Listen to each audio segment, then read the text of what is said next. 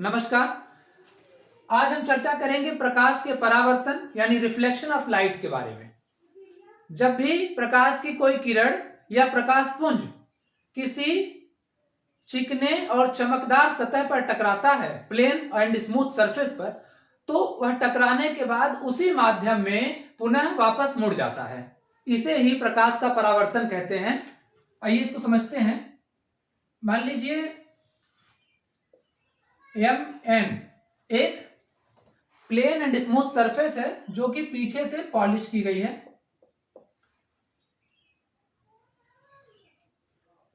QP एक प्रकाश की किरण है जो plane and smooth surface Mn पर बिंदु P पर आपतित हो रही है, इंसिडेंट हो रही है।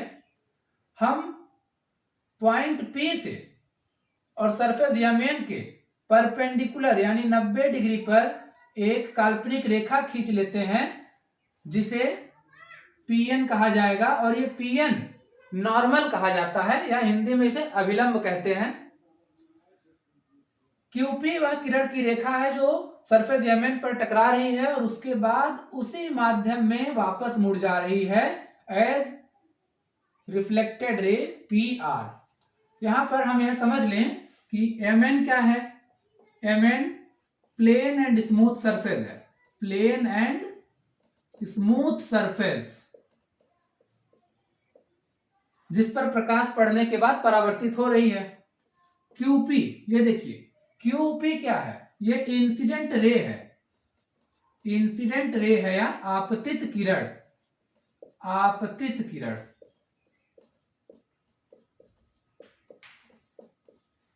PR क्या है, PR है रिफ्लेक्टेड रे। रिफ्लेक्टेड रे का अर्थ होता है परावर्तित किरण है ये। PN क्या है, नॉर्मल है। PN है नॉर्मल, इसे अभिलंब कहते हैं। ये सरफेस से 90 डिग्री पे होता है। अब देखिए QP क्या है, इंसिडेंट रे है, और PN क्या है, नॉर्मल है। तो इंसिडेंट रे और नॉर्मल के बीच में जो एंगल बनता है उसे एंगल ऑफ इंसिडेंस कहा जाता है। तो एंगल QPN, एंगल QPN, ये जो एंगल बन रहा है इसे एंगल ऑफ इंसिडेंस कहते हैं। एंगल ऑफ इंसिडेंस, आपतन कोण कहा जाता है। और एक एंगल देखिए, नॉर्मल PN और परावर्तित किरण PR के बीच में भी एक एंगल बन रहा है, तो ये एंगल है एंगल NPR।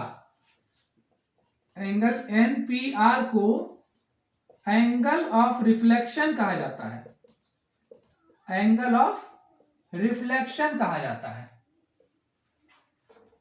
इन टर्म्स को समझने के बाद हम सब law of reflection of light के बारे में पढ़ेंगे।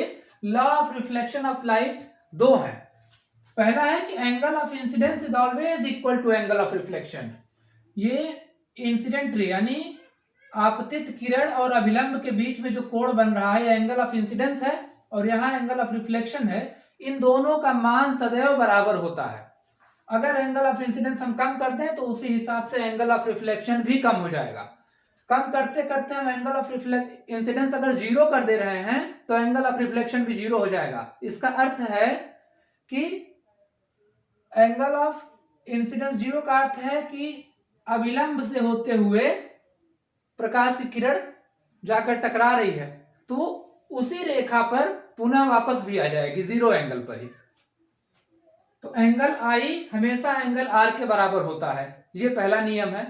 और दूसरा है कि ये जो इंसिडेंट रे हमारा आपतित किरण QP है और परावर्तित किरण जो PR है और ये नॉर्मल यानी अभिलंब जो PN है, ये तीनों लाइनें हमेशा एक ही प्लेन में यानी एक ही तल में उपस्थित होते हैं। इसको ऐसे समझ लिया जाए, जैसे ये मान लीजिए,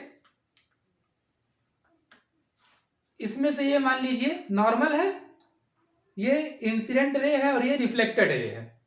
तो ये तीनों एक ही तल में उपस्थित होंगे। ऐसा नहीं होगा कि इंसिडेंट रे यहां है, नॉर्मल यहां है तो रिफ्लेक्टेड रे किसी दूसरे तल में जाए, या दोनों वहां है, नॉर्मल किसी दूसरे तल में जाए। ये तीनों जहां भी जाएंगे एक ही तल में रहेंगे। तो ये जो है दो लॉ ऑफ रिफ्लेक्शन है, इसे हम दोनों को समझ लिए हैं। किसी को इस टॉपिक में कोई दिक्कत होगी तो वो कमेंट सेक्शन में पूछेगा। धन्यवाद।